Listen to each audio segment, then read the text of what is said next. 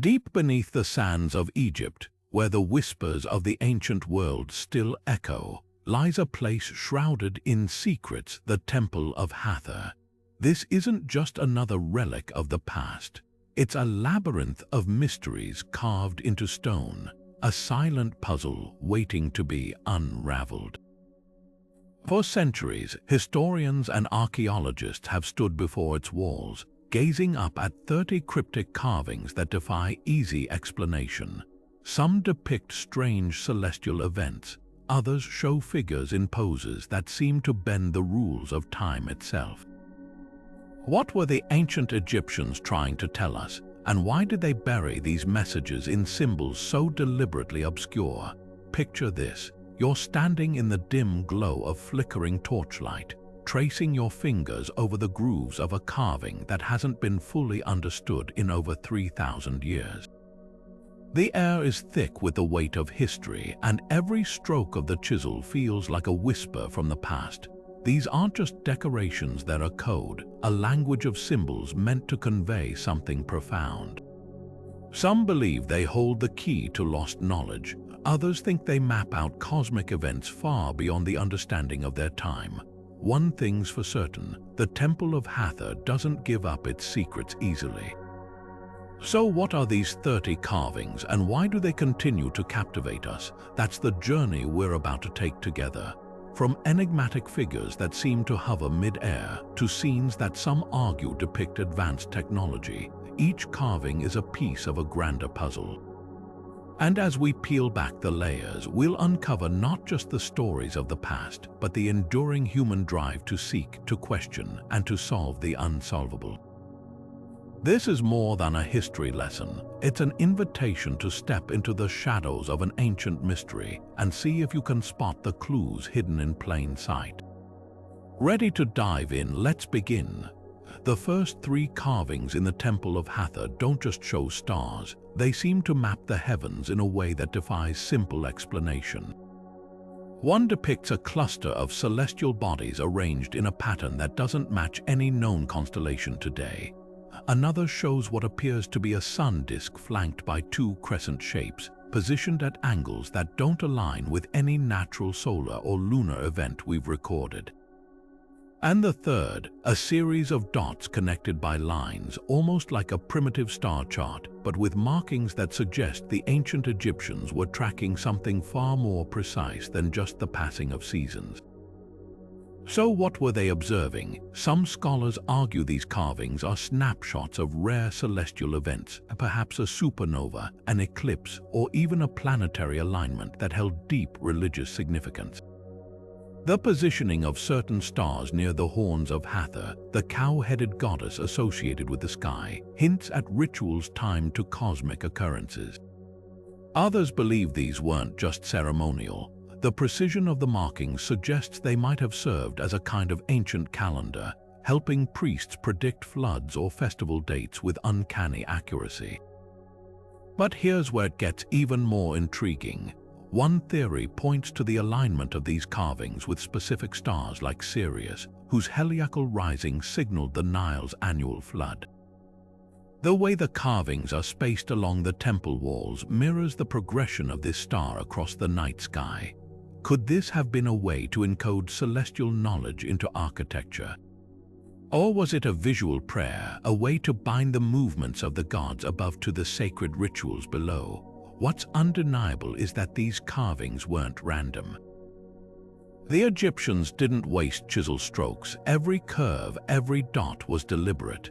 And if we're reading them right, they're telling us that the sky wasn't just a backdrop to their lives. It was a living, breathing part of their world, a clockwork of divine messages waiting to be decoded. The fourth carving shifts our gaze from the celestial to the subterranean, a serpent coiled in perfect symmetry, its scales etched with eerie precision into the temple's shadowed recess. Unlike the other carvings, this one isn't proudly displayed. It's tucked beneath an overhang, almost as if it wasn't meant to be seen at all. In Egyptian mythology, serpents were never just creatures. They were keepers of thresholds, symbols of both chaos and protection. The cobra goddess Wadjet guarded pharaohs, while the great serpent Apep represented the eternal enemy of the sun god Ra. But this serpent, it's different. Its body curves in a way that mirrors the Nile's path, and its eyes, two polished bits of obsidian, seem to follow you no matter where you stand. Why hide such a masterpiece? Some researchers argue it wasn't meant to be decorative at all. Its placement aligns perfectly with a narrow fissure in the bedrock behind it, a feature dismissed for years as natural erosion. But recent ground-penetrating radar revealed something startling: a hollow space beyond the wall, too symmetrical to be accidental. Could this serpent be the guardian of a chamber, its presence a warning or a lure? The ancient Egyptians often sealed sacred spaces with symbolic protectors, and tunnels beneath temples weren't uncommon. The famous Osirian at Abydos, for instance, hid its depths behind similar iconography. Then there's the serpent's most puzzling detail: a single hieroglyph nestled between its coils, a rare variant of the symbol for silence. Was this a directive to those who might have understood its meaning? Priests of Hathor were known as the Whisperers, keepers of secrets passed down through generations. If this serpent marks an entrance, what lies beyond might not be treasure in the traditional sense, but knowledge. The temple's builders went to extraordinary lengths to conceal this carving, and that alone begs the question: what was so vital it needed to stay hidden for millennia? Theories range from the practical to the fantastical. Some suggest a repository for sacred texts, possibly even the lost Book of Thoth, a mythical text said to grant divine wisdom. Others propose it could shield an underground spring, tying the serpent's Nile-like curves to rituals of rebirth. But one thing unites all these ideas: the Egyptians didn't hide things carelessly. If this serpent watches over something, it's because they believed that something held power worth guarding, even from the eyes of time itself. Now we come to the fifth carving, a scene that seems to defy stillness itself. Unlike the rigid, formal poses common in Egyptian art, these figures are captured mid-motion, their limbs bent as if frozen in the middle of a dance. Their bodies arc gracefully, arms raised toward the temple ceiling, while their feet hover just above the ground, toes barely touching the surface. The details are astonishing: every fold of their linen garments, every twist of their wrists, even the faint hint of expressions on their faces. But here's what's truly baffling: no other known Egyptian artwork from this period depicts movement like this. So what were the artists trying to convey? Mainstream Egyptologists argue this is a rare snapshot of ritual dance, possibly part of ceremonies honoring Hathor, the goddess of music and joy. Ancient texts describe the shaking of the papyrus, a sacred dance performed by priestesses to channel divine energy. The figures' flowing garments mirror descriptions of ritual garb, and their positioning aligns with temple processions. But fringe theories take a far more speculative leap. Some point to the figures' elongated limbs and seemingly weightless poses, suggesting they depict beings not of this world, visitors from the stars perhaps, or intermediaries between gods and humans. The carving's unusual depth and shadow play add to the mystery. Under certain lighting, the figures appear almost three-dimensional, as if they might step out of the stone at any moment. Yet another interpretation ties the carving to altered states of consciousness. Hathor was also linked to the afterlife, and some scholars propose the dancers represent souls in transition, caught between worlds. The way their bodies lean forward, as if pulled by an unseen force, echoes descriptions of the soul's journey in the Book of the Dead. And then there's the oddest detail of all: a series of tiny, precise dots surrounding the figures, arranged in patterns that resemble modern depictions of energy fields or even celestial maps. Were these meant to portray spiritual auras or something else entirely? What's undeniable is that this carving breaks from tradition in ways that still puzzle experts. Whether it's a record of forgotten rituals, a symbolic gateway to the divine, or something even more extraordinary, one thing is clear: The artists who created it wanted to capture more than just a moment. They wanted to capture movement, energy, a breath of life in stone, and centuries later we're still trying to decipher the rhythm of their message. The sixth carving stops you in your tracks, not because of intricate figures or celestial symbols, but because of its stark simplicity, a perfect grid etched with mathematical precision across the temple wall. At first glance, it looks almost modern, like graph paper pressed into stone, but this is no random pattern. The lines intersect at exact 90-degree angles, their spacing consistent down to the millimeter. Archaeologists have measured it. The intervals between each line match the width of a royal cubit, the ancient Egyptian unit of measurement used in pyramid construction. So what was this grid for? Theories split into three intriguing camps. The first argues it's a blueprint, a scaled-down plan for something much larger. Similar grids appear in temple workshops elsewhere in Egypt, used to draft designs for colossal statues or architectural features. But here's the twist. This grid includes tiny, asymmetrical dots at certain intersections, almost like pins on a map.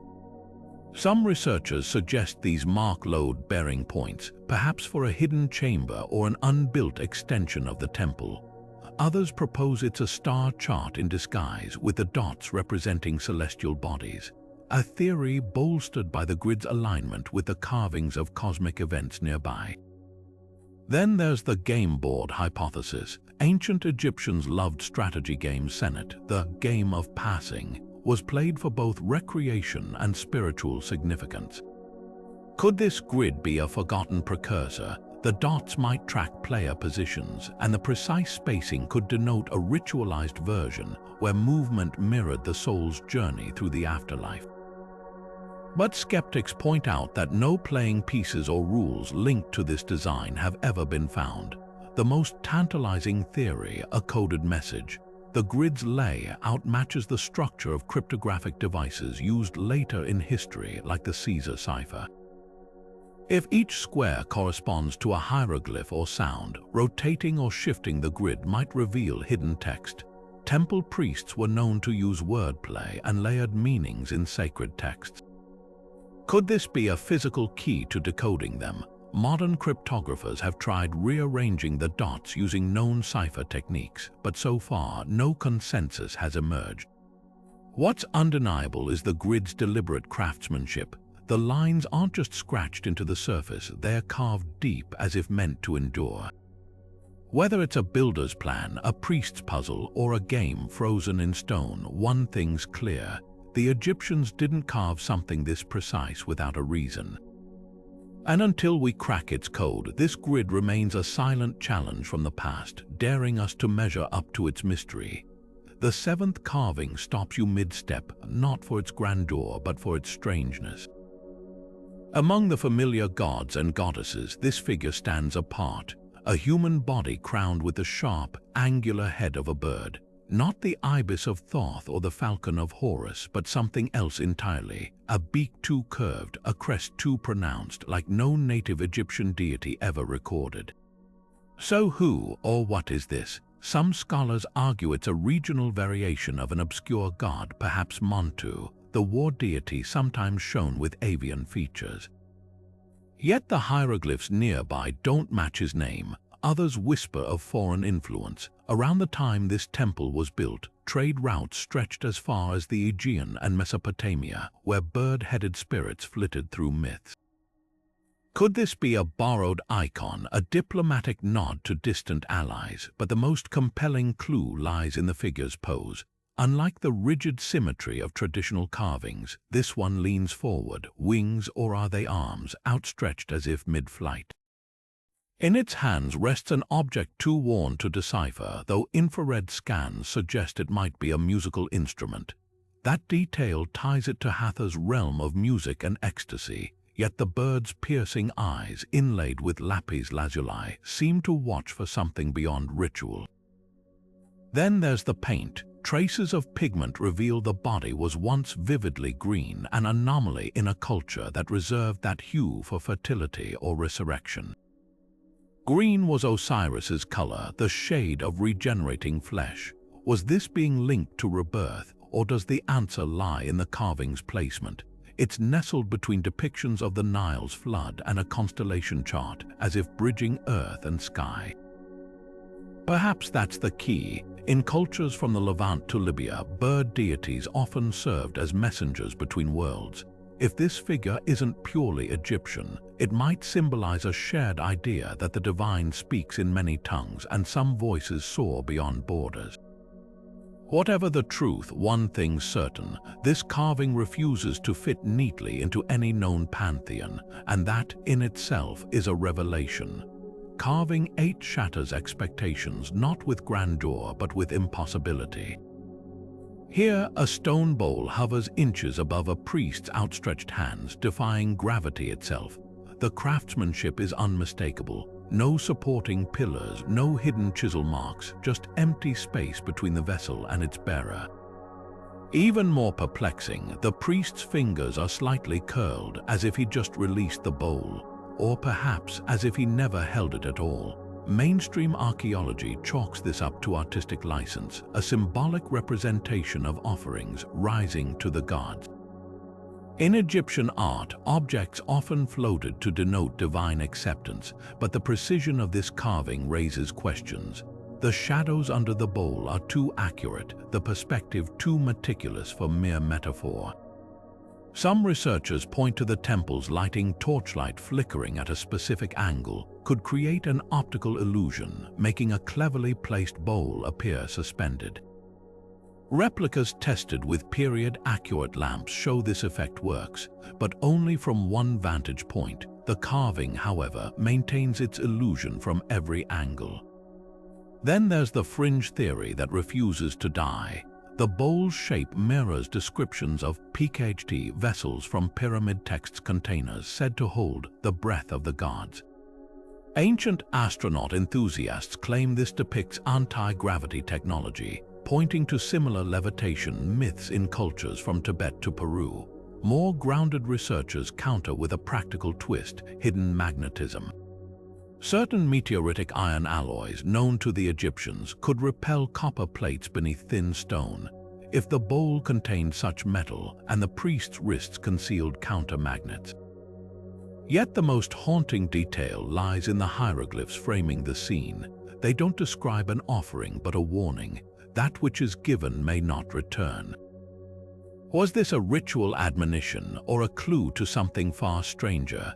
Modern imaging reveals microscopic grooves inside the carved bowl's rim, patterns matching acoustic resonance diagrams found in later Greek oracles. Could sound, not sorcery, have been the secret? Experiments with the temple's acoustics show certain frequencies make dust particles hover in midair. Coincidence, maybe, but in a temple dedicated to Hathor, goddess of music, perhaps the artists encoded a truth we're only now beginning to hear. The 9th and 10th carvings break the pattern, not by their strangeness but by their eerie symmetry. Side by side, these twin symbols dominate an entire section of the temple wall, each an exact mirror of the other. At first glance, they resemble a royal cartouche, the oval frames that enclosed pharaohs' names, but these hold no hieroglyphs. Instead, they contain a single, looping shape, a serpent swallowing its own tail, encircling an ankh, the symbol of life. The craftsmanship is flawless, their edges so sharp they seem to cut into the stone itself. But why repeat the same symbol twice, and why place it so prominently among the temple's other mysteries? One theory points to power, literal and symbolic. The serpent Ouroboros, a motif found across ancient cultures, represented cyclical time and eternal renewal. Paired with the ankh, it could signify the pharaoh's divine right to rule, unbroken across generations. But these carvings lack the usual accompanying text: no royal titles, no dedications to gods. Their silence is deliberate. Some scholars argue they're not just decorations but seals, marking something beneath or behind them. Ground scans reveal anomalies in the wall's density at these points, suggesting hidden cavities. Could these symbols be the ancient equivalent of keep-out signs, guarding chambers meant only for the highest initiates? Then there's the magical angle. In temple texts, twin symbols often amplified sacred words or spells. The duplication might have been a form of ritual reinforcement, a way to lock protective energy into the stone.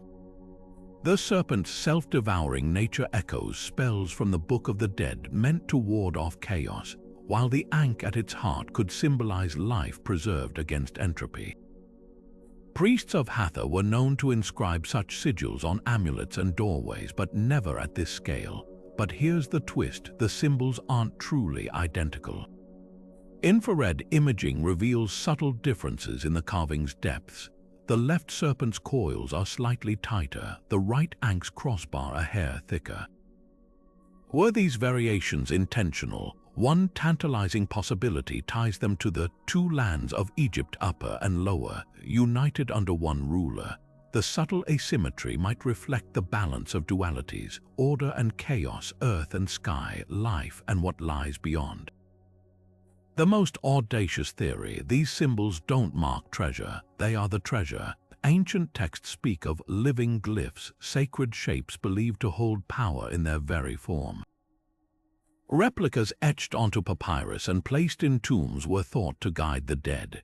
If these carvings are such glyphs, their duplication could have been an attempt to double their potency, a permanent prayer carved into the temple's bones. Whether royal insignia, magical ward, or something beyond our understanding, one thing's certain: their repetition wasn't an accident. It was a message, one meant to endure long after the hands that carved them turned to dust. The 11th carving isn't just something you see, it's something you hear. Unlike the other silent figures adorning the temple walls, this one interacts with sound in a way that defies explanation. Step close and you'll notice its surface isn't smooth like the others. Tiny, precise grooves radiate outward from the central figure, a priest with hands cupped to his mouth as if frozen mid-whisper. Lean in, speak softly, and something uncanny happens. Your voice travels along the wall, echoing back with eerie clarity, as if the stone itself is repeating your words. But turn just slightly to the side and the effect vanishes. This isn't random acoustics, it's deliberate, engineered with a sophistication that rivals modern sound design. So how did the ancient builders achieve this? The grooves, when examined under magnification, aren't mere decoration. They're arranged in fractal-like patterns, each channeling sound waves at specific angles. Similar techniques appear in Greco-Roman amphitheaters millennia later, but here the precision is even more striking. Researchers have mapped the echoes, revealing that certain spots along the wall amplify whispers while others cancel sound entirely, creating quiet zones amid the temple's usual reverberations. Some linguists argue the carvings might even distort speech subtly, altering tone or pitch in ways that could have held ritual significance. Imagine a priest's invocation twisting into something otherworldly as it bounced between these stones, a divine voice emerging from human words. Then there's the placement. This carving sits directly across from a depiction of Hathor as the Lady of the Sycamore, a goddess associated with oracles and hidden knowledge. Was the wall designed to simulate her voice answering devotees, or was it a test? Ancient texts describe trials of the ear, where initiates had to discern sacred messages amid distortion. The most tantalizing theory ties it to the sound archaeology of nearby sites like the Hypogeum of Malta, where chambers resonate at frequencies that induce trance states. Could this whispering wall have been a tool for altering consciousness, its echoes guiding priests or even worshippers into visions? Modern engineers have tried replicating the effect with 3D printed models, but something's always missing. The original carving's material plays a role. The particular density of the limestone, mined from a now-lost quarry, vibrates at a unique frequency. Combine that with the wear of centuries, and you have an acoustic phenomenon that's nearly impossible to duplicate.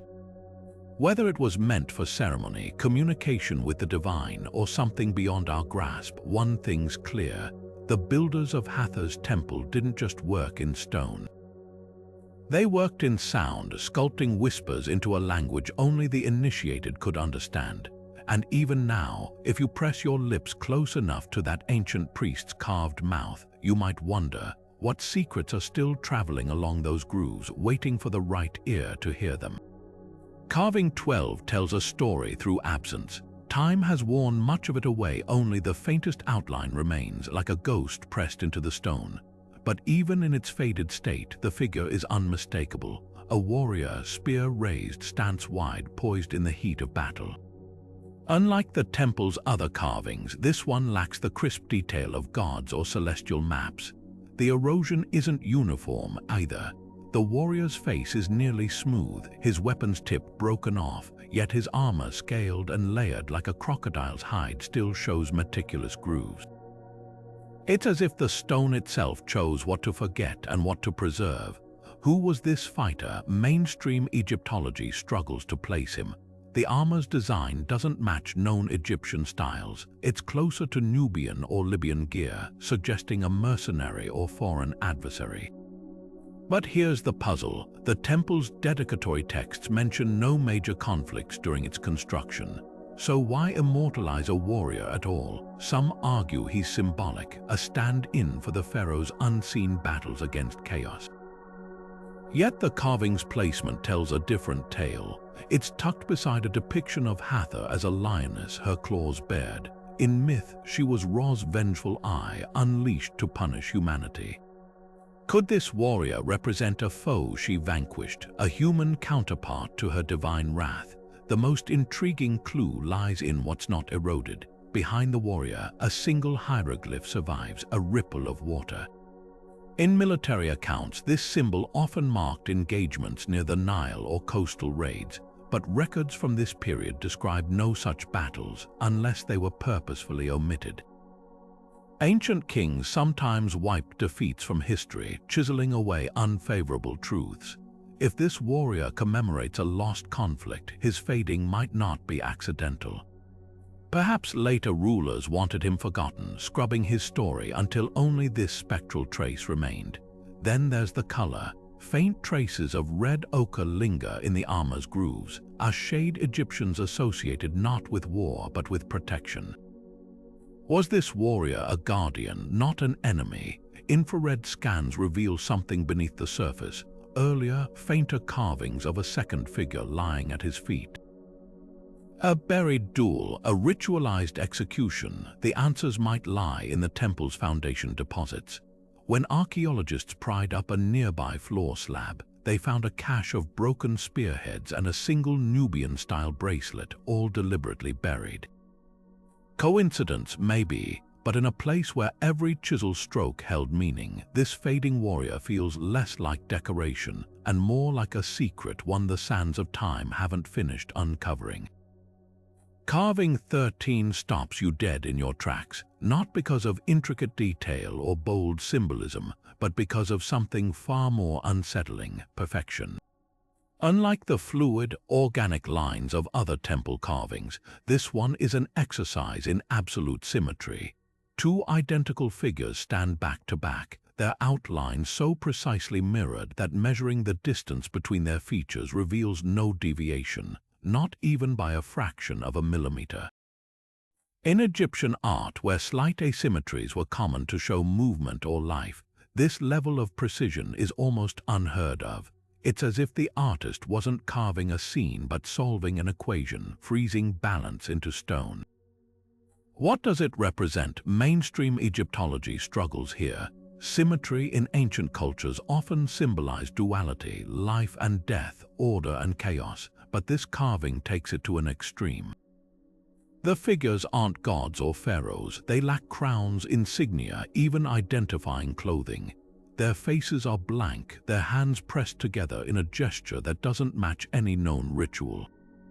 Some scholars suggest it's a representation of the Ka and Ba, the soul's dual aspects in Egyptian belief. Yet the usual symbols for these concepts, birds or star-covered bodies, are conspicuously absent. Then there's the fringe theory that won't let go. The carving symmetry isn't just artistic, it's mathematical. The proportions between the figures adhere to the golden ratio, a geometric principle the Greeks wouldn't formalize for centuries. Even stranger, when sunlight hits the carving at dawn during the equinox, the shadows cast don't just mirror each other, they create a third, composite figure in the negative space between them. Was this intentional? Experiments with replica panels show the effect is too consistent to be coincidental. Perhaps the most haunting detail is the material. The carving isn't cut from the temple's usual limestone, but from a single slab of imported hematite, a stone revered for its magnetic properties. In other ancient cultures, hematite was believed to be a gateway between worlds, its reflective surface capable of capturing spirits. If you run a hand over this carving, the stone feels unnaturally cool, even in the desert heat. Some visitors report a faint hum under their fingertips, though scientists dismiss this as vibration from the temple's foundation. The true enigma lies in what isn't there. No hieroglyphs explain this carving, no adjacent scenes contextualize it. It exists in isolation, a perfect void of meaning. Whether it's a meditation on balance, a coded spiritual diagram, or something far more experimental, one thing's clear: the artist didn't carve this for the masses. They carved it for someone or something that understood the language of absolute symmetry, and that audience, whoever they were, has left no answers behind. Carving 14 is where the temple's mysteries fracture into tantalizing fragments, literally. Unlike the pristine symmetry of the previous carvings, this one is a mosaic of broken lines, its surface marred by deliberate chisel strikes. Only jagged sections of hieroglyphs remain, their once smooth edges now rough, as if someone took great care to erase not just the message, but the very stone it was written on. Yet here's the twist: the damage isn't random. The breaks follow a pattern, leaving behind clusters of symbols that hint at a larger, more ominous context. Deciphering what's left has become a battleground for linguists and historians. The surviving glyphs are a mix of familiar phrases and cryptic anomalies. One segment reads, "The sacred path closes," a phrase found in funeral texts warning of sealed gateways to the afterlife. But right beside it, an unknown symbol appears. A spiral inside a triangle, a design never before documented in Egyptian writing. Infrared scans revealed even more. Beneath the vandalized surface, faint traces of an older inscription, suggesting this wall was altered more than once, as if hiding secrets within secrets. Why obliterate this particular message? Some argue it was political, a pharaoh's name excised by a rival dynasty, a common practice during upheavals, but the precision of the destruction contradicts that theory. The missing pieces align perfectly with the temple's architectural stress points, implying the carvers knew exactly how to remove sections without collapsing the wall. Others propose a darker motive. Among the broken glyphs is a repeated reference to the Watchers, a term some fringe scholars link to a cult of priests who allegedly guarded forbidden knowledge. If this carving was their manifesto, its erasure might have been an act of suppression. The most compelling clue, though, lies in what wasn't destroyed. Amid the chaos, one phrase stands intact: "The mirror speaks." In Egyptian cosmology, mirrors were portals to the divine, tools for scrying and communication with gods. Could this carving have been a ritual guide, its destruction an attempt to sever that connection? Modern attempts to reconstruct the fragments using 3D modeling have yielded eerie results. When the pieces are virtually reassembled, the glyphs form a perfect circle, a shape with profound significance in sacred geometry, often representing cycles of creation and destruction. Perhaps the truth lies not in what the carving says, but in why someone feared it enough to shatter it. Every chip in the stone, every erased line, whispers the same question: what was so dangerous it had to be broken, yet so vital its fragments were left as a warning? In a temple where every symbol was carved with purpose, even the absence of meaning speaks volumes. Carving 15 stops you in your tracks, not with the usual gods or warriors, but with something deceptively serene, a lotus flower, its petals unfurled across the temple wall. At first glance, it's a celebration of nature's beauty, a nod to the sacred blossoms that symbolized rebirth in Egyptian culture. But look closer. The petals aren't just decorative, they're etched with precise, evenly spaced markings like the notches of a gear wheel. And at the flower's heart, where pollen would be, rests a single shadow-casting knob of polished obsidian. This isn't just art, it's a machine frozen in stone. The debate over its purpose splits scholars into three camps. The first insists it's a sundial, a theory bolstered by the temple's orientation. At noon, when sunlight pours through a narrow slit in the ceiling, the obsidian knob's shadow aligns perfectly with the outermost petal's notch. Each subsequent hour, the shadow marches inward, marking time with eerie accuracy. But there's a hitch. The markings don't correspond to Egypt's standard daylight divisions. Instead, they match the temporal hours used in earlier dynasties, hours that lengthened or shortened with the seasons. Was this an ancient timekeeper preserved like a fossil in the temple's walls? The second camp sees a calendar. The lotus, which closes at night and reopens at dawn, was a living metaphor for the sun's cycle. The flower's 12 petals mirror the months of the lunar year, while the 36 inner notches could track the decans, star clusters Egyptians used to divide the night into segments. During certain festivals, moonlight reflecting off pooled water at the carving's base would illuminate specific notches, creating a celestial map in stone. But why go to such lengths when simpler calendars existed? Some argue this was no ordinary almanac. The lotus's stem curves unnaturally, its tip pointing to a now faded constellation near the carving's edge, possibly Sirius, whose rising heralded the Nile's flood.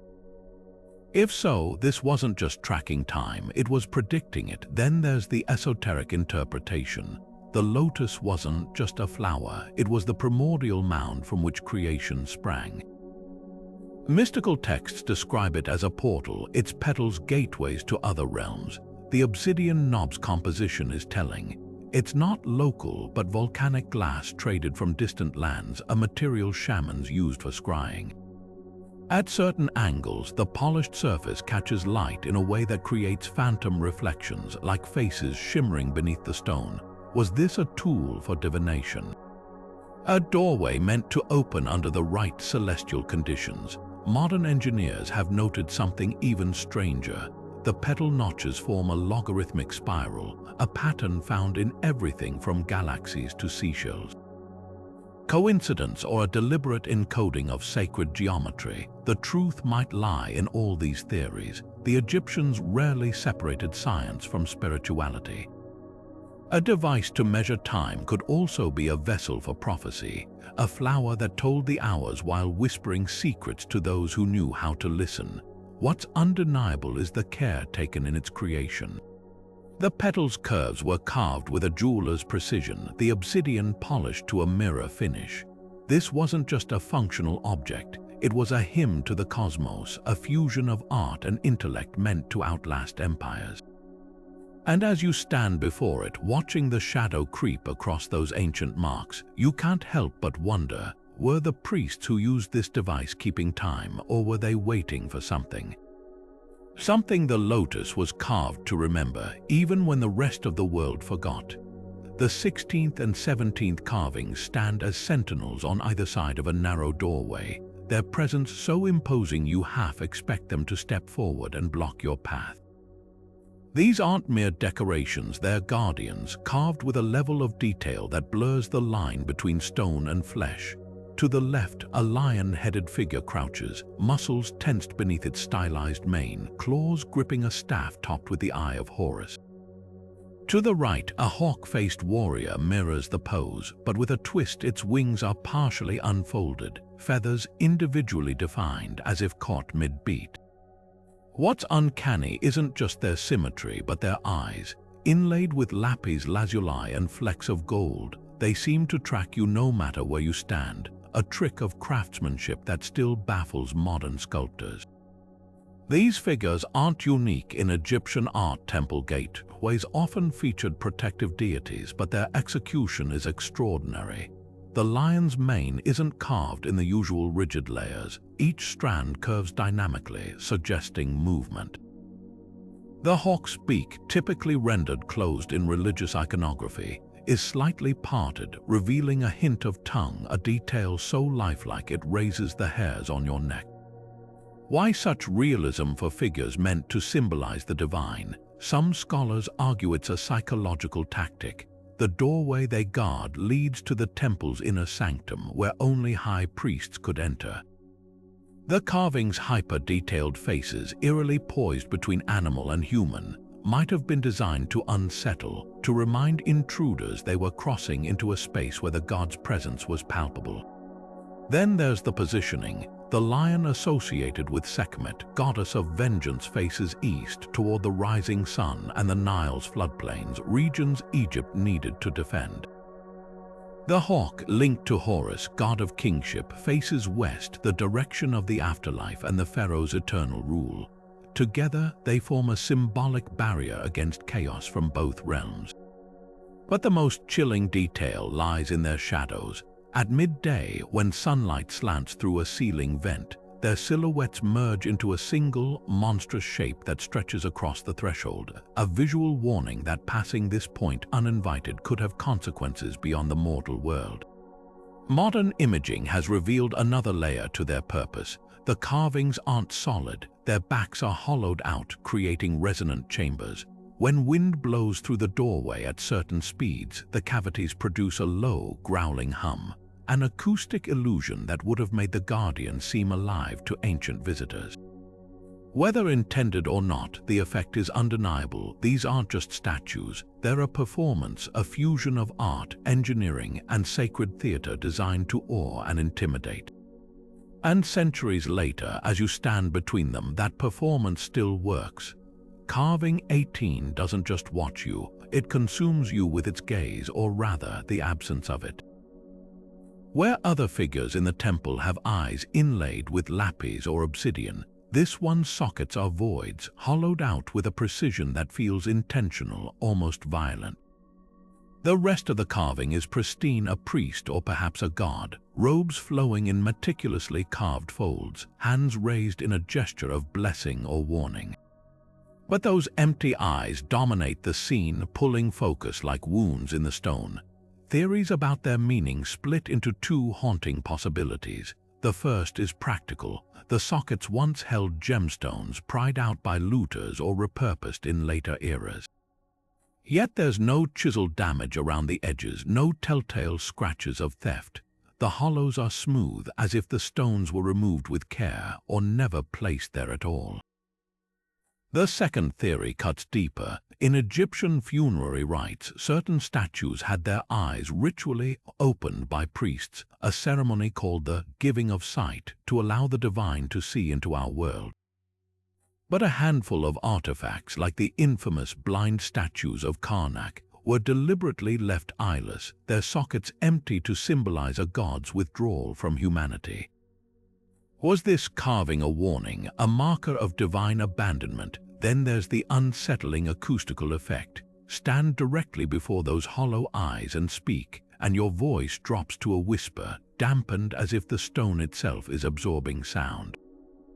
Engineers have mapped the phenomenon. The sockets are shaped like perfect parabolic reflectors, designed to trap vibrations rather than bounce them back. In a temple where sound plays such a sacred role, this can't be an accident. Some researchers suggest the voids were meant to silence profane speech, creating a zone of enforced quiet near whatever ritual occurred here.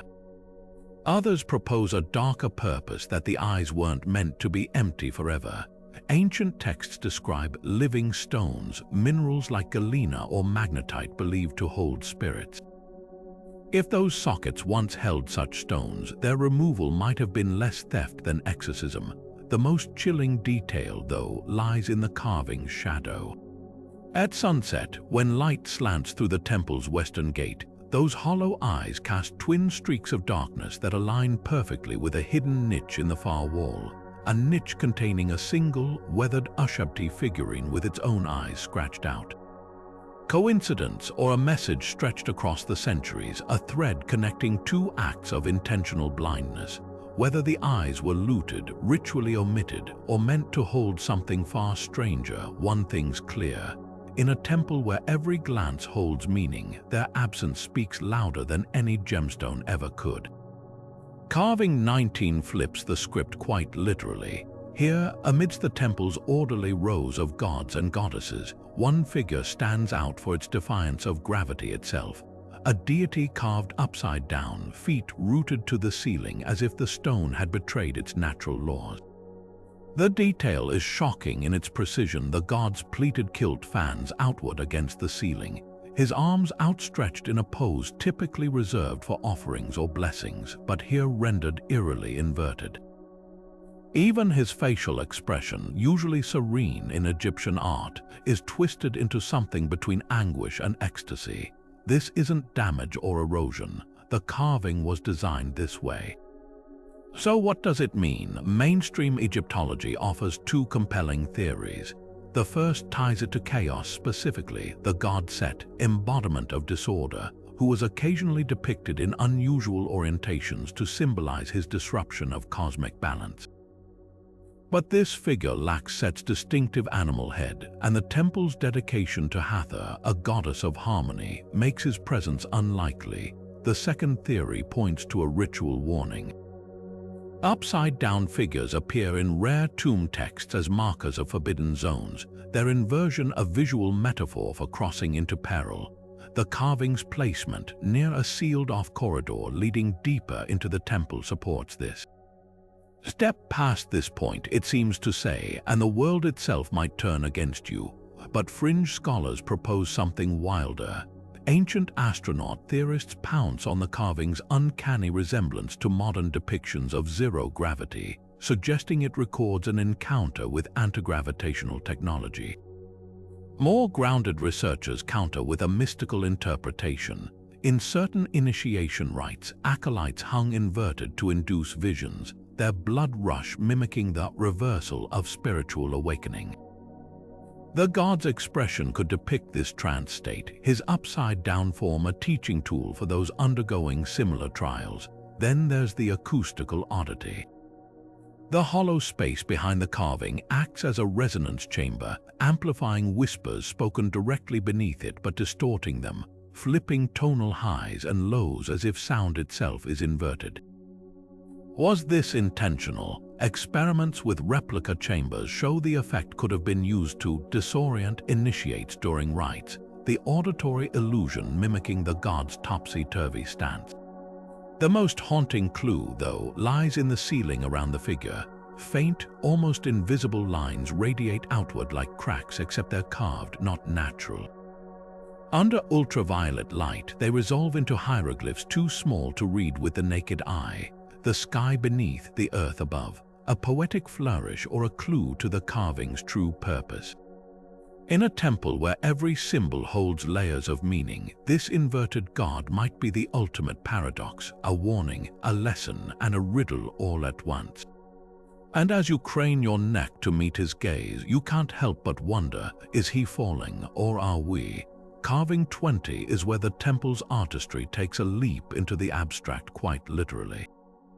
Unlike the other carvings, which anchor their meaning in gods, stars, or rituals, this one strips away all context, a solitary ladder, its rungs perfectly spaced, stretching upward into empty stone. No hands grip its sides, no celestial destination awaits above. Just the ladder itself, frozen in mid-air as if forgotten by whoever carved it. At first glance, it feels unfinished, a drafting error left uncorrected. But the precision of its lines tells a different story. This was no mistake. Every rung is uniform, the wood grain etched with such care you can almost feel its texture under your fingers. So why leave it hanging in nothingness? The most straightforward theory ties it to the Egyptian concept of ascension. Ladders were potent symbols of passage, tools to bridge earth and sky, life and afterlife. Pyramid texts describe deceased pharaohs climbing celestial ladders to join the gods. In tombs, model ladders were buried as magical aids for the soul's journey. Yet those ladders always led somewhere, to Ra's solar bark, to the field of reeds. This one, it defies that logic. Its top vanishes into uncarved stone, a deliberate void that contradicts every known funerary tradition. Some scholars argue it's a metaphor for the soul's uncharted path, a reminder that not all journeys have visible endpoints. Others see a warning: climb too high and you might find nothing at all. Then there's the architectural angle. The temple's builders were master engineers, and the ladder's proportions match those used in construction scaffolds. Infrared scans reveal faint, grid-like markings near the carving's base, possibly the ghost of a blueprint. Could this be a builder's signature, a nod to the hidden labor behind the temple's grandeur? Or was it a practical reference, a way to encode knowledge of scaffolding techniques for future repairs? The ladder's sides angle inward at exactly 5 degrees, the same slope used in pyramid construction to prevent collapse. That specificity suggests more than symbolism. The most haunting interpretation, though, comes from its shadow. At dawn on the winter solstice, sunlight slices through a narrow window, casting the ladder's silhouette onto the opposite wall, but upside down, its mirrored rungs now descending into the floor.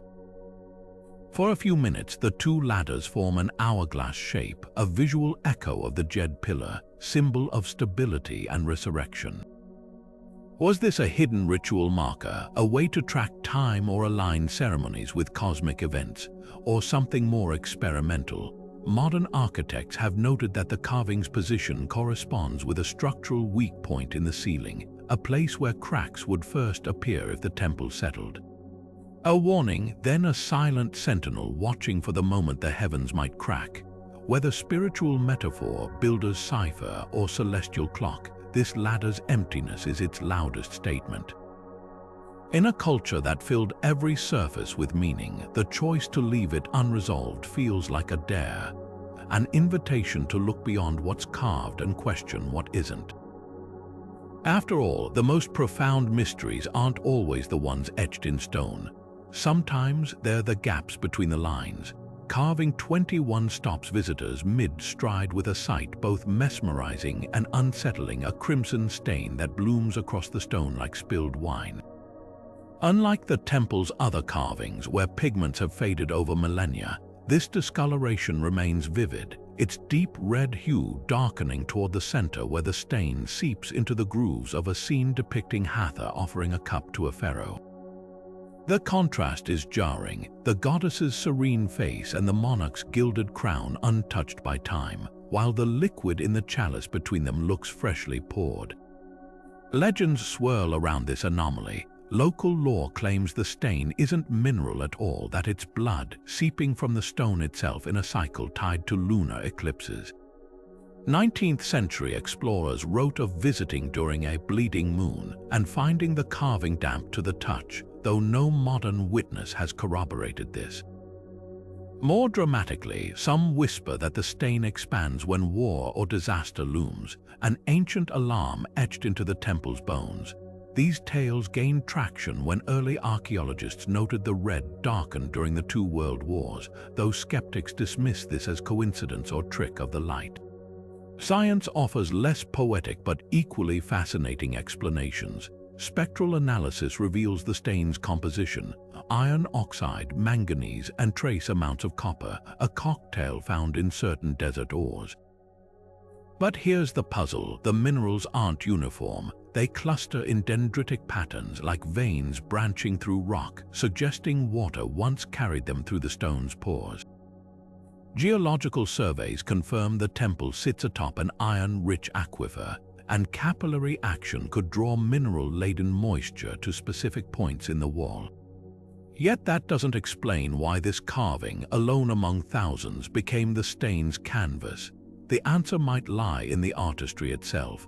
The cup in the scene was carved deeper than surrounding details, creating a microscopic channel where moisture could pool and evaporate, leaving concentrated mineral deposits behind. Over centuries, the cycle repeated, building the stain layer by layer. Even the choice of stone plays a role. This slab is denser than others in the temple, its fine grain slowing evaporation and allowing minerals to crystallize into those eerie, blood-like rivulets. But the most compelling detail defies both myth and geology. Under ultraviolet light, faint hieroglyphs materialize within the stain's borders, a hidden prayer to Hathor as she who drinks the tears of the sun. Was the discoloration accidental or engineered? Ancient priests knew certain stones absorbed liquids predictably. If they anointed this carving with ritual oils or mineral-infused water, the stain could be a sacred time capsule, a message in rust meant to surface when the gods willed it. Today, the stain remains static, its edges unchanged for decades. Yet in a temple where every shadow holds intention, its persistence feels less like erosion and more like a whisper from the past, one still waiting to be heard. Carving 22 hides in plain sight, a name so faint it vanishes when you look directly at it. Tucked into a shadowed corner near the temple's ceiling, the hieroglyphs are carved with deliberate subtlety, their outlines shallow enough to blend into the stone's natural texture. Only when light strikes at a precise angle does the name emerge, Akhenaten. This is no accident. Akhenaten, the so-called heretic pharaoh, upended Egyptian religion by rejecting the pantheon to worship a single god, the sun disk Aten. After his death, his successors worked tirelessly to erase him from history, scrubbing his name from monuments, toppling his statues, even chiseling away cartouches in tombs. Yet here in Hathor's temple, his name lingers like a whisper, not defaced, not destroyed, but hidden with a craftsmanship that suggests protection rather than condemnation. The carving's placement is telling. It's nestled beside an image of Hathor as the Eye of Ra, a role intertwined with solar worship, Akhenaten's obsession. The grooves are shallower than surrounding carvings, as if the artist feared deep cuts might draw attention. Even the glyphs are unusual. The Aten disk, banned after Akhenaten's reign, is replaced with a subtle spiral, a cipher only initiates might recognize.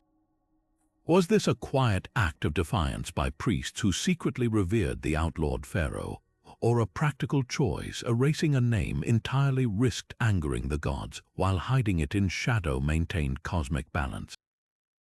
The most tantalizing clue lies in the stone itself.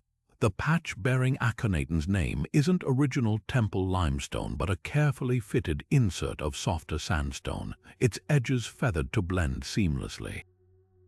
Under ultraviolet light, traces of adhesive resin glow along the seams, evidence of ancient restoration. Someone went to extraordinary lengths to preserve this secret, repairing the panel over centuries rather than destroying it. Modern imaging reveals another layer. Beneath the name, faint echoes of an earlier inscription, Amenhotep, Akhenaten's birth name before his religious revolution. The temple's builders didn't just hide a forbidden pharaoh's legacy, they buried it beneath itself, a palimpsest of identity and defiance. In a civilization that believed names held soul fragments, this concealment wasn't just politics. It was an act of preservation, ensuring a lost king's memory would flicker, however faintly, through time. And so the stone keeps its secret. To casual observers, the wall appears blank. But when the setting sun angles through the temple's western gate, Akhenaten's name bleeds back into view, not as a vandal's mark, but as a testament to the stubbornness of memory and the lengths we go to both forget and remember. Carving 23 shatters expectations, not by what it shows, but by how it refuses to make sense. Unlike the temple's other orderly scenes, this section is a chaotic menagerie. A lion's head fused to a serpent's body, a baboon clutching a fish, a vulture with scales instead of feathers. The animals don't just defy nature, they defy logic, their disjointed parts arranged like pieces of a nightmare reassembled wrong. At first glance, it feels like vandalism or madness. But look closer, every hybrid is carved with the same precision as the temple's sacred gods. Each feather, scale, and claw rendered with obsessive detail. This wasn't carelessness, this was a code. theories about its meaning spiral in wild directions. Mainstream Egyptologists see a symbolic bestiary, each creature representing a nome, an ancient territorial division of Egypt. The lion serpent might have stood for a region where the Nile's floods clashed with desert winds. The baboon fish a nod to a coastal district's trade. But the puzzle deepens when you notice the carvings aren't static. Infrared scans reveal older, faded layers beneath original animals later altered, their features chiseled into new forms. Was this political revisionism? A dynasty reworking history by rewriting the very stone. Then there's the cryptographic angle. Certain hybrids align with cipher techniques described in later Greek texts, the lion's paw method of substituting glyphs. Rotate the baboon's fish 90 degrees and it resembles a hieroglyph for silence. The vulture's scales, when counted, match the number of secret chambers described in nearby temple texts. Could this be a visual cipher hiding priestly secrets in plain sight? Modern codebreakers have tried rearranging the animal's features like puzzle pieces, searching for acrostics or hidden names. So far, no key fits. The most haunting interpretation ties the carvings to the Book of the Fabulous Beasts, a lost text mentioned in temple inventories. Unlike the orderly Book of the Dead, this scroll supposedly catalogued monsters born from humanity's sins, grotesques meant to warn initiates of spiritual corruption. If the carvings are excerpts, their disarray might be intentional, a visual representation of chaos creeping into the ordered world. Yet the true enigma lies in their effect on viewers. Stand before this wall too long, and the animals seem to shift, not in stone but in perception. The lion's snarl softens into sorrow, the baboon's grip looks less vicious than protective. In a temple where every symbol served a purpose, perhaps this chaos wasn't just a warning or code, but a mirror. A reflection of the truth that even the most sacred orders, divine, natural, human, are just one chisel strike away from unraveling. And that's a lesson as unsettling today as it was 3,000 years ago. Carving 24 doesn't just catch your eye, it plays tricks with the light itself. A doorway carved in perfect relief stands tall and imposing, its lintel adorned with hieroglyphs praising Hathor as the gatekeeper of horizons. Yet at high noon, when the sun blazes directly overhead, something impossible happens. The doorway casts no shadow. Not a faint outline, not a blurred edge, pure, unbroken stone, as if the laws of physics have surrendered to ancient craftsmanship. This isn't an illusion of erosion or angle. The doorway's edges are cut with a precision that defies the era's tools, their bevels calculated to scatter light evenly. Archaeologists have measured it. The carving slope matches the exact latitude of the temple, ensuring the sun's zenith rays strike it head-on. But the true marvel lies in its alignment with the solstices. During the summer solstice, dawn light slips through a slit in the eastern wall, painting a thin line across the doorway's threshold like a keyhole glowing. In winter, the same effect occurs at sunset, the last rays of the dying year framing the door in fire.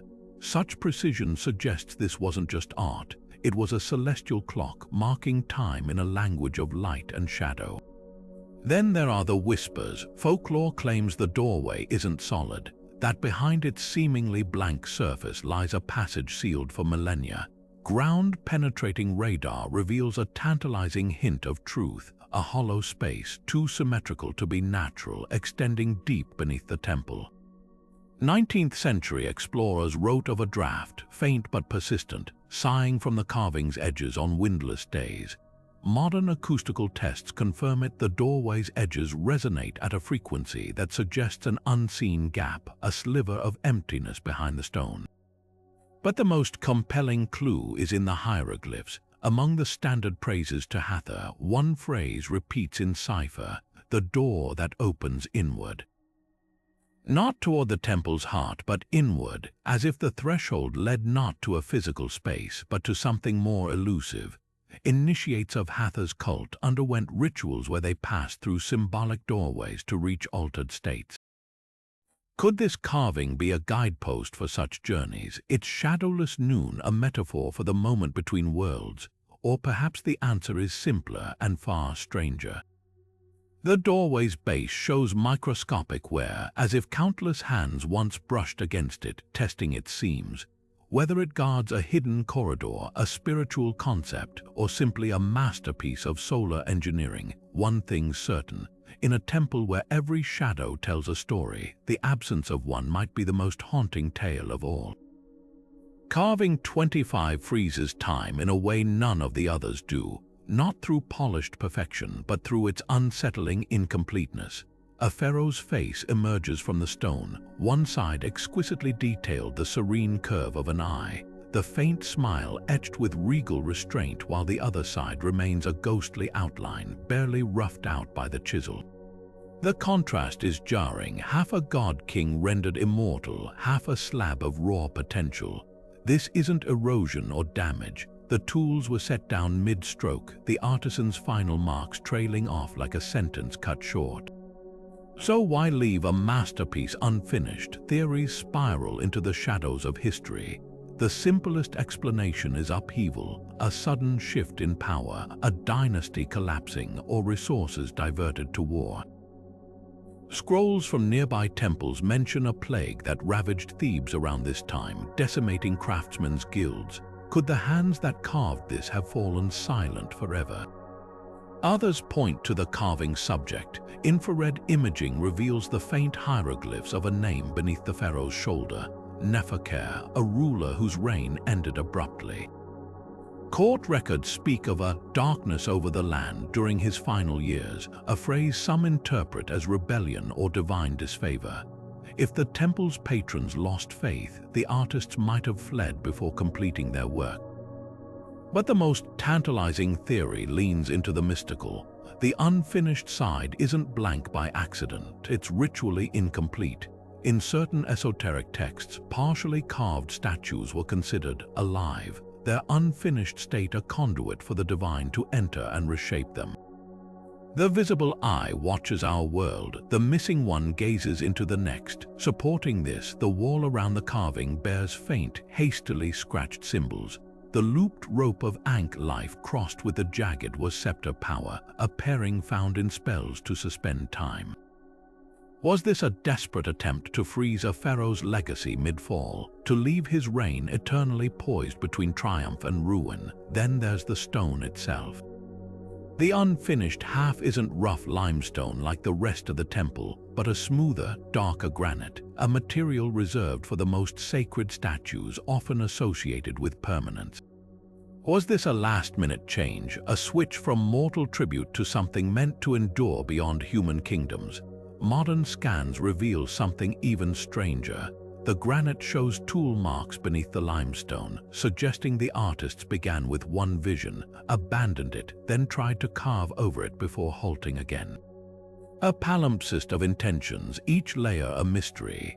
Perhaps the truth lies in the chisel still lodged in a crack below the carving, its wooden handle long crumbled to dust.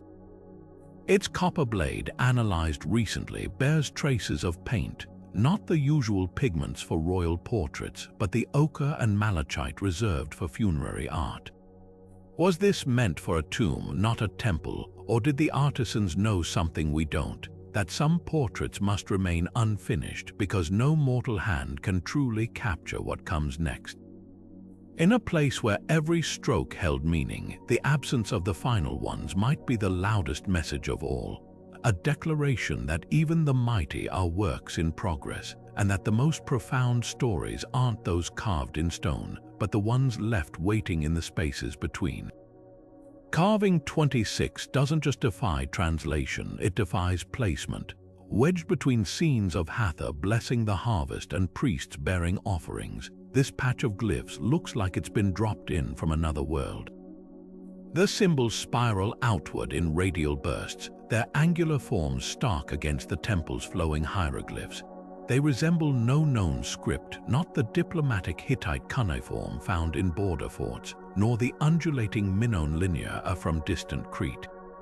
These marks are something else entirely, sharp as falcon talons, looping like vines, yet arranged with a precision that screams intentional design. Theories about their origin split into two camps.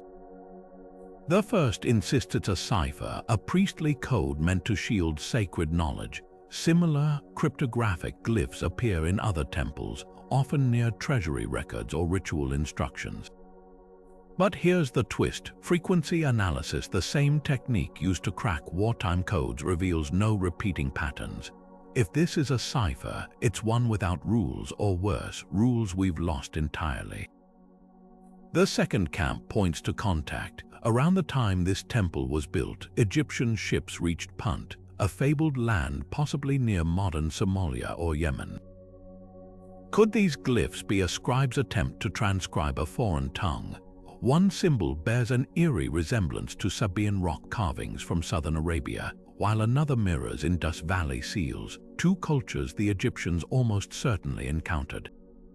Then there's the wild card theory. The symbols cluster around a single recurring motif, a circle split by a wavy line like a sun drowning in water. In Mesopotamian myth, this represents the god Enki's journey through the underworld. Norse petroglyphs depict it as the sun chariot falling into the sea. Even Mesoamerican codices show similar shapes marking celestial events. Could this be proof of a shared symbolic language across ancient cultures? Or just convergent imagination? The most tantalizing clue lies in the carving's shadow play. At dawn on the spring equinox, sunlight filters through a hidden slot in the temple roof, projecting the symbols onto a far wall, but reversed as if viewed through a mirror. Experiments with bronze plates show that when the reflected glyphs are traced, they form a near-perfect match for constellations visible only from the southern hemisphere. Was this a star map for navigating unknown waters, a message left by visitors from lands beyond Egypt's horizons? Modern linguists have tried every decipherment tool, from Rosetta Stone-style bilingual comparisons to AI pattern recognition. Nothing sticks. Perhaps that's the point. In a temple where every symbol served a purpose, sometimes the greatest power lies in what refuses to be understood. These glyphs might not be a code to crack, but a boundary, a reminder that some knowledge wasn't meant to cross the threshold into our world. And that, in itself, is a kind of answer. Carving 27 holds a quiet agony that stops visitors in their tracks, a face carved with such raw emotion it seems to transcend stone. The figure, likely a priestess or devotee of Hathor, gazes downward, her features softened by sorrow rather than the usual stoic grandeur of Egyptian art. But here's what chills the blood. When the morning sun filters through a crack in the temple's eastern wall, the light catches the grooves beneath her eyes just so, creating the illusion of tears streaming down her cheeks. The effect lasts only minutes, vanishing as the sun climbs higher, a fleeting grief etched into eternity. This isn't erosion or coincidence. The carving's tear lines are too precise, their angles calibrated to refract light at dawn like liquid.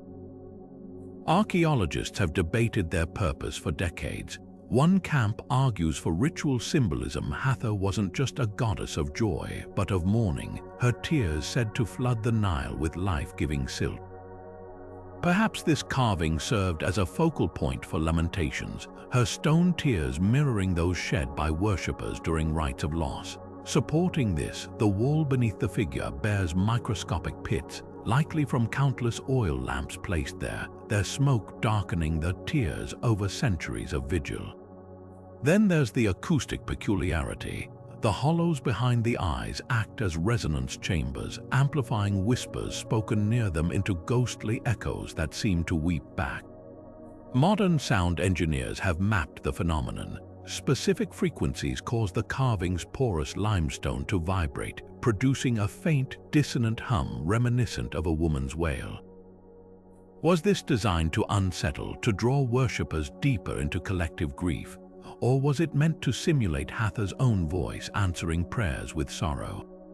The most haunting clue, though, lies in the pigment. Traces of blue-green stain linger in the tear grooves, not the usual Egyptian palette for mourning which favored red, but a shade tied to malachite, a mineral believed to ward off evil spirits. In temple texts, malachite tears were said to purify the dead, their color echoing the Nile's rejuvenating floods. If this carving was part of funerary rites, the tears might have been ritually anointed, their pigment a bridge between worlds. Yet the figure's identity remains contested. She lacks the headdress of a goddess, but her posture mirrors statues of professional mourners, women hired to grieve at noble funerals. Her hands clutch an unseen object, perhaps a sistrum, Hathor's sacred rattle, now worn to a nub by time. Or maybe it's something else entirely. Infrared scans reveal her fingers once curled around a vertical rod, its base still visible as a shadowy stub. Some suggest it was a measuring staff linking her to Seshat, goddess of wisdom and records. Others see a torch snuffed out mid-flame. Whatever her role, the weeping face refuses to be just another artifact. In a culture that celebrated eternal order, her carved sorrow feels like a rebellion, a silent scream against the stillness of stone. And when that dawn light comes for those few precious minutes, she reminds us that even gods, even stone, must bend beneath the weight of time. Carving 28 pulls you into its grasp the moment you lay eyes on it, a sprawling spiral etched into the stone with hypnotic precision. Unlike the temple's other carvings, which anchor themselves in figures or symbols, this one is pure motion, a coiled labyrinth that seems to spin even when you stand perfectly still. The grooves are deep, almost visceral, as if the chisel that made them sought not just to mark the stone but to move through it. From the outer edge to the center, the path widens and narrows at irregular intervals, creating a rhythm more organic than geometric. It feels less like a design and more like a living thing, a fingerprint of the divine pressed into the wall. So what purpose did this maze serve? The first theory leans pragmatic. Similar spirals appear in Minoan palaces and Neolithic sites, often interpreted as ritual paths for pilgrims or initiates. Walk the spiral barefoot, and the act itself becomes meditation, the body's movement mirroring the soul's journey inward.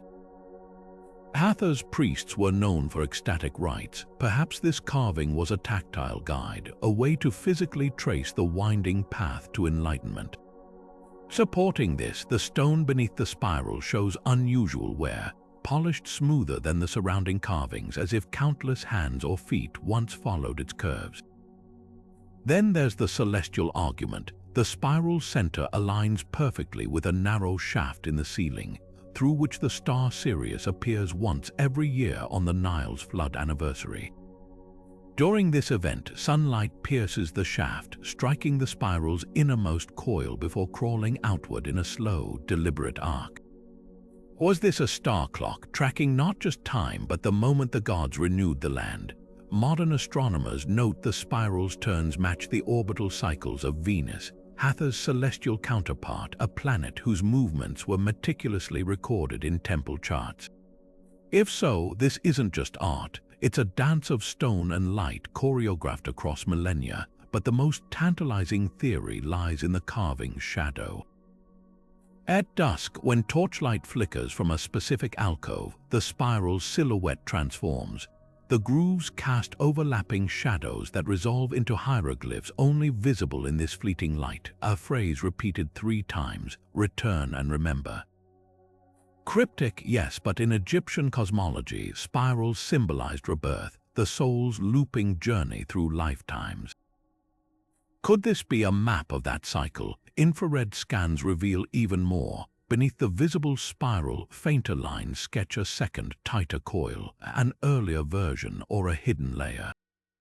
When traced, this under-spiral mirrors the neural pathways of the human brain, a coincidence that raises goosebumps. Perhaps the truth is all these things at once. A maze for the body, a clock for the sky, a mirror for the mind. In a temple where every carving holds layers of meaning, this one refuses to be pinned down. It spins on, as endless as the questions it provokes. a riddle not meant to be solved but to send you spiraling deeper into wonder. Carving 29 looms over the temple corridor like a relic from another world, a massive outstretched hand, its fingers splayed across the stone as if reaching through the wall itself. The proportions are jarring. If this were a human hand, its owner would stand over 15 feet tall, towering even above the pharaohs depicted elsewhere in the temple. Every detail is exaggerated. The knuckles protrude like boulders, the fingernails curve like sickle blades, the tendons strain with a tension that feels almost alive. This isn't just artistic license, it's a deliberate rupture in the temple's visual language, a whisper of something beyond the ordinary. Theories about its meaning collide like desert winds.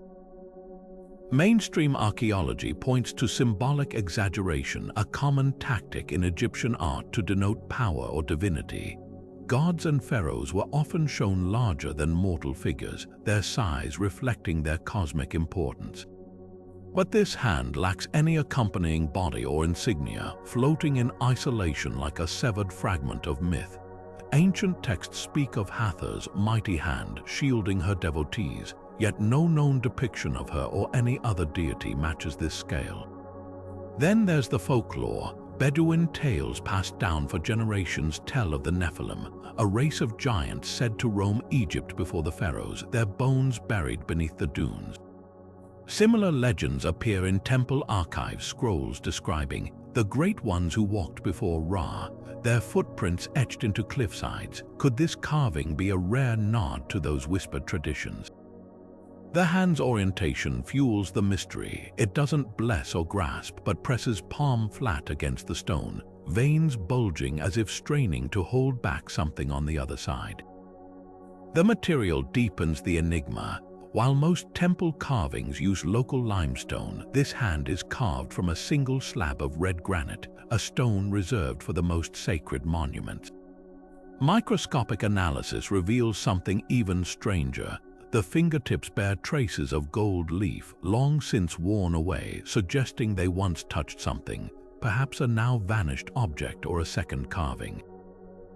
Infrared scans show faint, heat-induced fractures radiating from the palm, as if the stone endured intense pressure or temperature shifts. Was this hand meant to interact with fire or sunlight in a ritual lost to time? But the most unsettling detail lies in its shadow. During the summer solstice, when sunlight floods the corridor at its steepest angle, the hand's silhouette stretches across the opposite wall but distorted, the fingers elongating into claw-like tendrils that perfectly frame a hidden alcove. Inside that niche, archaeologists found a single artifact, a child-sized sandal woven from papyrus and gold wire, far too large for any ordinary human. Carbon dating places it centuries older than the temple itself. Whether divine symbol, fossilized myth, or something more uncanny, this carving refuses to fit neatly into history.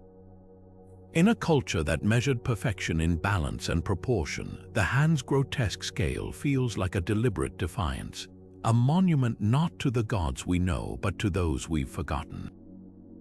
And as you stand beneath its looming fingers, you can't help but wonder, if this is just the hand, what immortal giant does it belong to, and what exactly is it trying to push away? Carving 30 doesn't dazzle with intricate figures or celestial maps, it arrests you with silence. A single line of glyphs, stark and unadorned, cuts across the temple's final wall like a scar. The phrase is short, barely 5 symbols long, yet it's become the Rosetta Stone of Hathor's mysteries. Dua Netja en Ek, direct translation falters.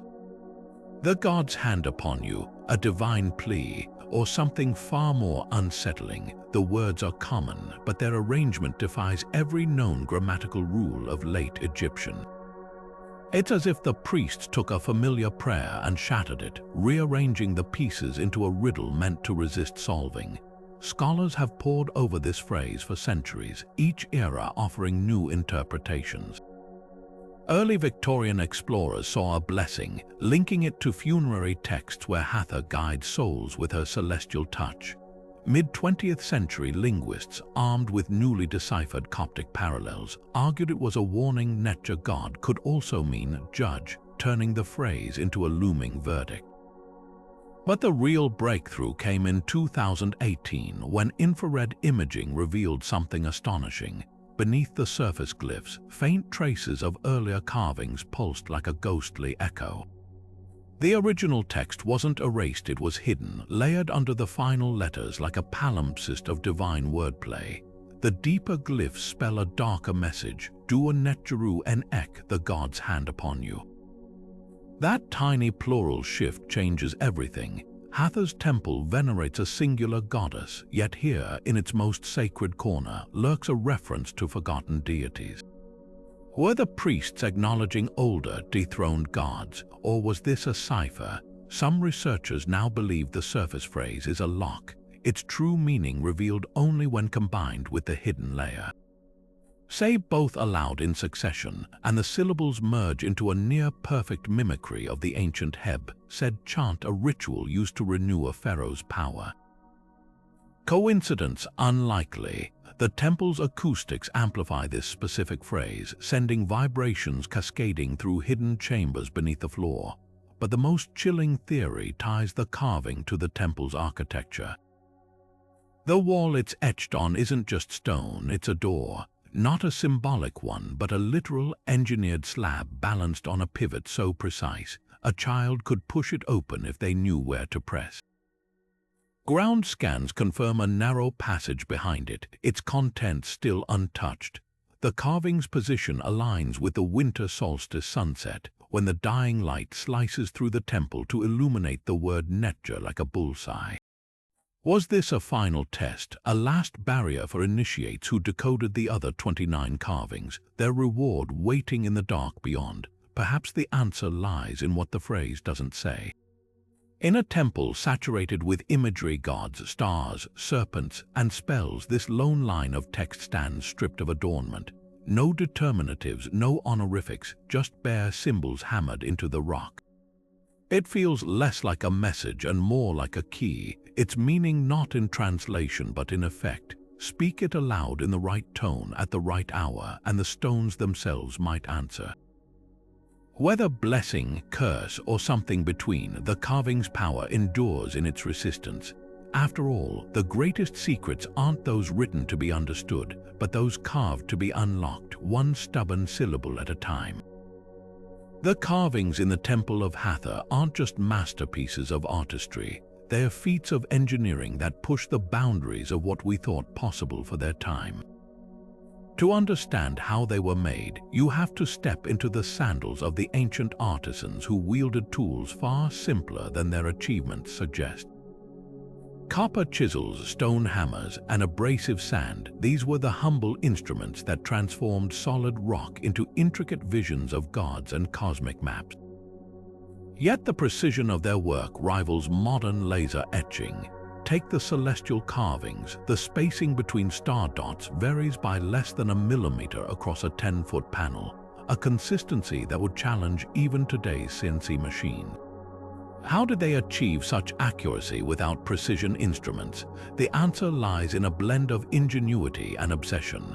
Surviving workshop scrolls describe a technique called the cord and the rod, where craftsmen stretched tightly wound hemp ropes soaked in resin to create straight reference lines, then used notched wooden rods to mark intervals. But the real magic happened in the finishing. Artisans polished surfaces with progressively finer abrasives, crushed quartz, then limestone paste, and finally desert sand until the stone gleamed like glass. This wasn't just for beauty. Smooth planes allowed for shadow play that brought carvings to life during solstices. Modern experiments show that a surface polished to this degree can reflect light with near-mirror precision, explaining how certain glyphs seem to glow when struck by dawn light. Then there's the mystery of the hollows. Many carvings, like the Weeping Priestess or the Echoing Doorway, incorporate hidden cavities to manipulate sound and shadow. Drilling these spaces required tubular drills tipped with emery, a technique borrowed from jewelers, but the placement was anything but random. X-rays reveal that resonance chambers were positioned using harmonic ratios, their sizes calculated to amplify specific frequencies. The artisans likely tested tones with bone flutes, tuning the stone like an instrument until it sang as desired. This fusion of sculpture and acoustics suggests these weren't just artists. They were proto-engineers who understood wave physics millennia before it was formalized. Material choice was another calculated decision.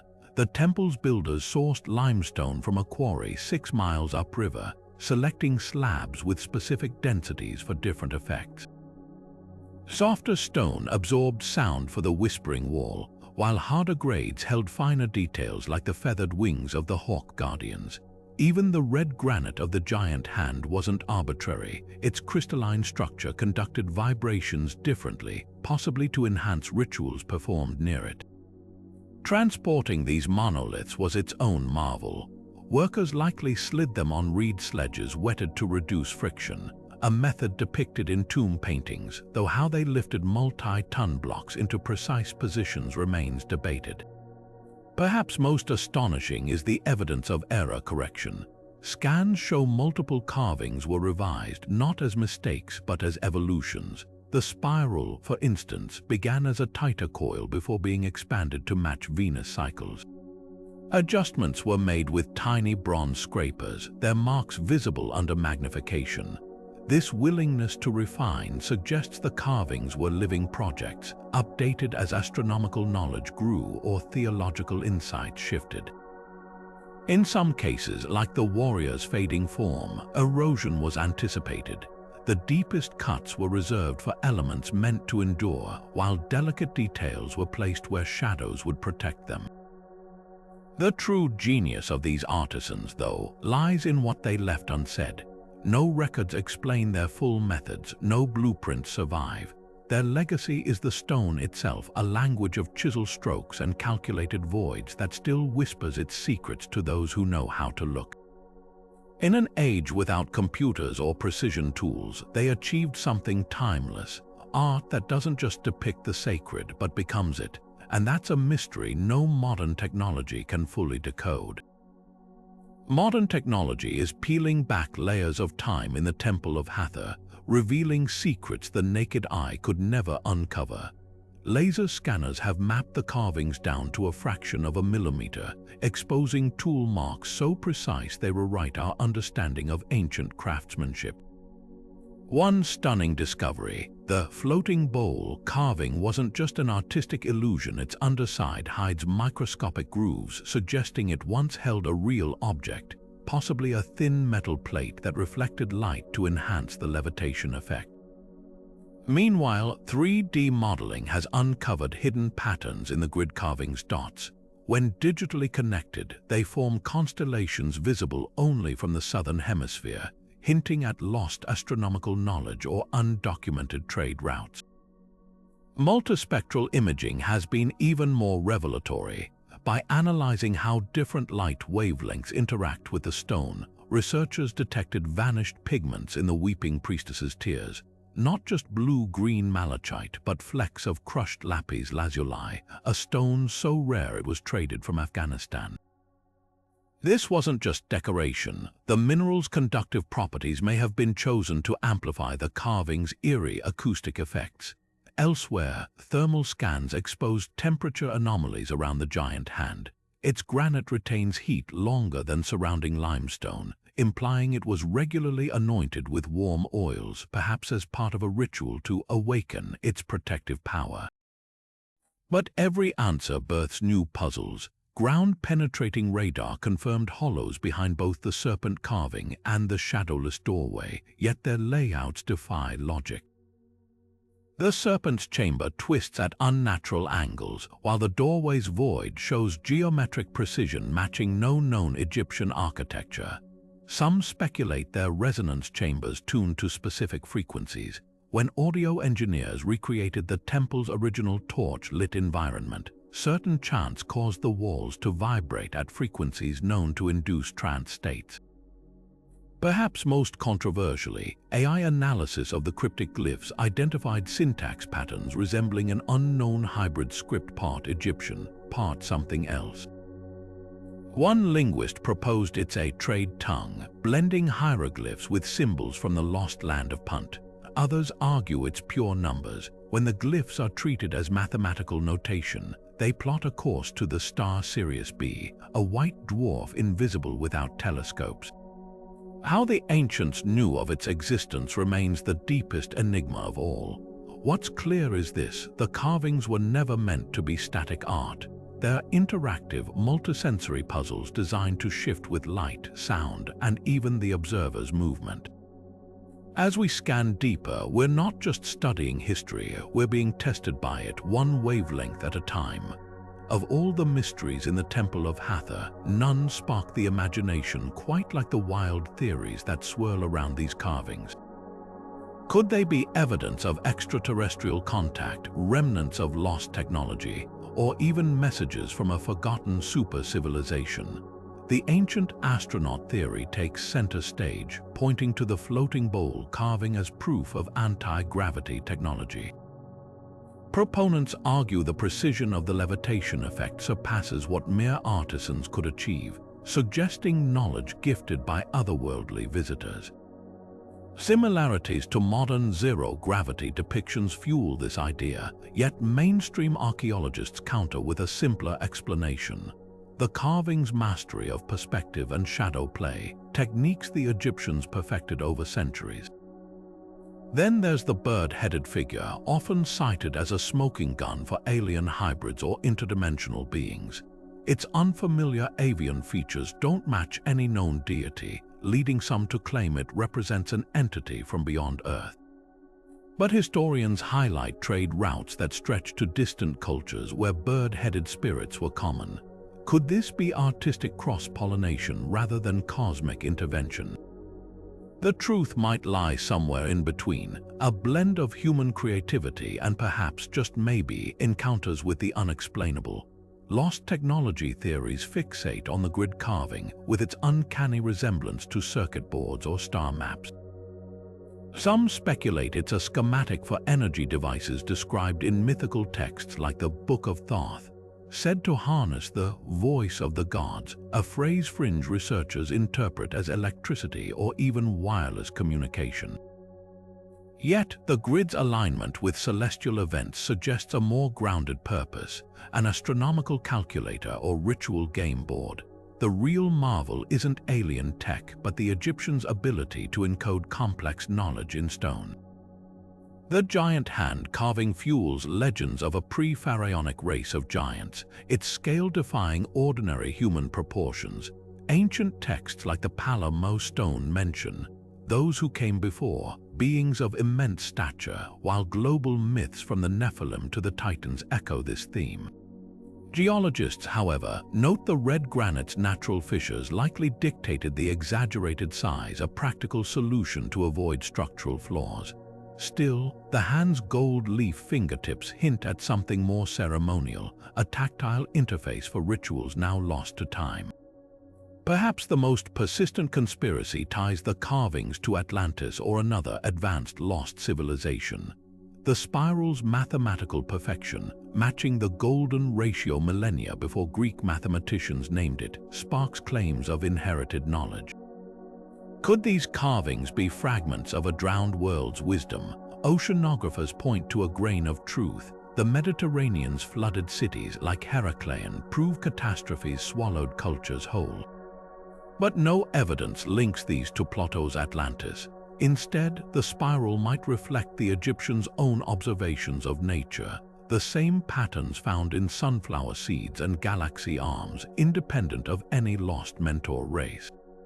What these theories share is a hunger for the extraordinary, a reluctance to credit ancient humans with such brilliance. Yet the temple's true magic lies in the opposite, the audacity of ordinary people who, with copper chisels and celestial observations, carved the cosmos into stone.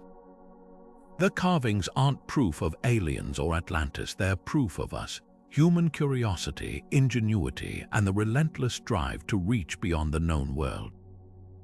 And in a way, that's the most thrilling conspiracy of all. The carvings of Hathor's temple have survived millennia, but their greatest battle might be happening now, not against the sands of time, but against the very world they've outlasted. The threats are relentless. Microscopic lichens gnaw at the limestone like silent invaders, their acidic secretions etching away celestial maps painstakingly carved by hands long turned to dust. Tourists, drawn by the temple's mystique, exhale moisture with every breath, raising humidity levels that weaken the stone's crystalline structure. Even the climate, shifting toward extremes, conspires against them. Flash floods, once rare in this arid region, now surge through the temple's lower chambers, carrying abrasive sediment that scours the carving's delicate edges. And then there's the light, the same sunlight that once animated these walls with sacred shadows, now bleaches pigments and expands microfractures with each scorching midday cycle. But the fight to save them is just as fierce. Teams of conservators armed with cotton swabs and patience wage a daily war against decay, using distilled water and biodegradable solvents to gently lift centuries of grime without harming the original stone. Lasers, calibrated to remove only contaminants, zap away blackened layers of soot from ancient torch smoke, revealing long hidden details like the lapis lazuli inlays of the weeping priestess's eyes. Meanwhile, discrete climate control systems hum in the background, maintaining the delicate balance of temperature and humidity that the carvings need to stay intact. Even tourism, once a threat, is now part of the solution. Visitor fees fund restoration projects, while timed ticketing limits crowd sizes to reduce environmental stress.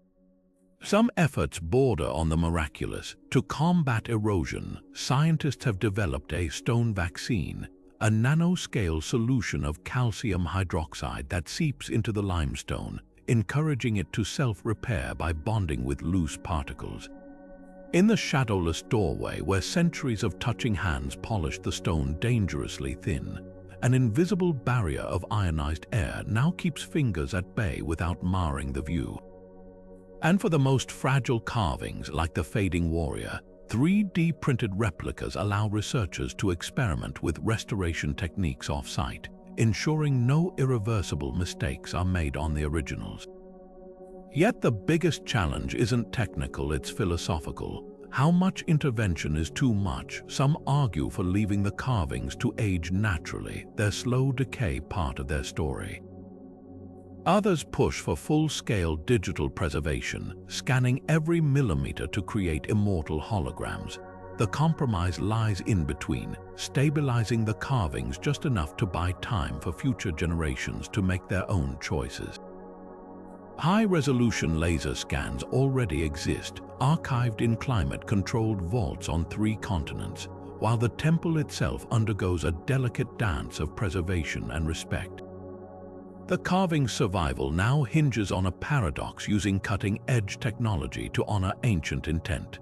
As one conservator put it while painstakingly reinforcing the spiral's grooves with microscopic silica beads, "We're not saving stone. We're saving a conversation, one that began thousands of years ago and refuses to end."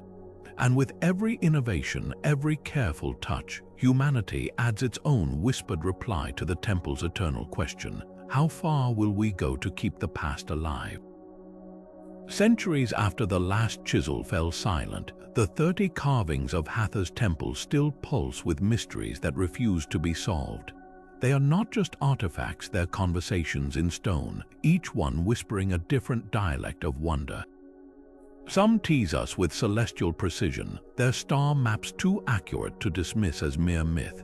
Others defy explanation entirely, like the upside-down god or the weeping priestess whose tears still flow in sunlight.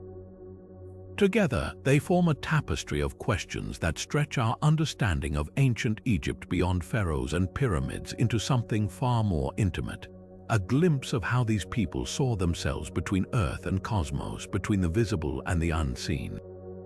What makes these carvings endure isn't just their artistry, but their audacity.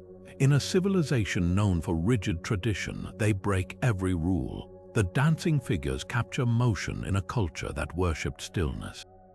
The grid carving hides mathematical sophistication beneath its deceptively simple lines. Even the vandalized sections, like the shattered hybrid creatures, seem to taunt us with their incompleteness, as if the temple itself is a puzzle missing half its pieces. And that's the point. These aren't just decorations, they're provocations, daring us to reconsider what we think we know. Yet for all we've decoded, the carvings guard their deepest secrets fiercely. The more technology reveals hidden chambers, acoustic tricks, encrypted glyphs, the clearer it becomes that we're only scratching the surface. Perhaps that's their true purpose, not to provide answers but to keep us asking. In an age where we're used to having every mystery explained by a quick search, Hathor's temple remains gloriously opaque. It refuses to be fully translated, and that's what keeps us coming back. So what's your take? Do you see advanced knowledge preserved in these stones, or pure human brilliance, a cosmic map, or a mirror reflecting the ancients' dreams? The comments are open and the carvings are listening. After all, they've waited this long, they can wait a little longer to see if anyone finally cracks their code. Until then, the temple stands as it always has, a monument not just to the gods, but to the endless human hunger to reach beyond what we can touch and name. And really, isn't that the most timeless mystery of all?